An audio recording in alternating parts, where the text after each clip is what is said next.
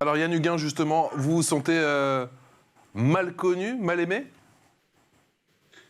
Mal connu, mal aimé, disons que, comment dire, le réseau d'Iwan, en fait, quand on veut se développer, on vient créer une nouvelle école au sein de communes où il y a déjà souvent la filière privée catholique et publique. Donc, comment dire, pendant plusieurs années, c'était toujours un peu comment dire, la négociation, en tout cas la lutte pour réussir à créer ces écoles.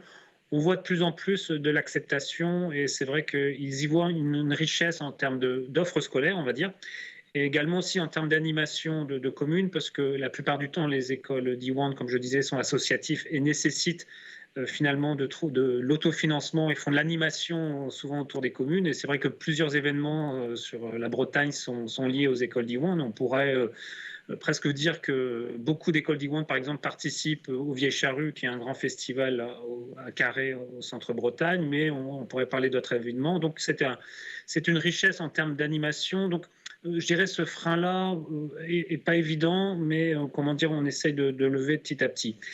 Et d'un autre côté, ce qui nous rassure, et c'est vrai que c'est un argument assez fort, c'est qu'il y a eu en 2018 une étude lancée par la région sur les langues régionales, parce qu'en Bretagne, on a certes le breton, mais on a aussi le gallo. Et donc, c'était une étude sociolinguistique pour savoir quelle était la perception des Bretons. Et ce qui nous rassurait, en tout cas, ce qui nous avait étonné, c'est qu'il y a une forte demande pour l'enseignement bilingue, on va dire public, privé ou diwan. Donc, c'est vrai qu'on arrive maintenant vers les communes en leur disant, bah, regardez, la demande et par rapport à l'offre, c'est voilà qui est moins présente. On est capable de vous accompagner pour finalement répondre à quelque sorte à la demande. Et donc c'est la démarche qu'on fait avec, je vais vous dire sur le territoire breton, une démarche où on souhaite passer. Actuellement, on est à 20 000 enfants en filière bilingue, enfin toutes filières confondues, et on souhaite à l'horizon 2026 passer à 30 000, donc une augmentation de plus de 30% de l'effectif, donc ce qui nécessite un effort et surtout un accompagnement de tous.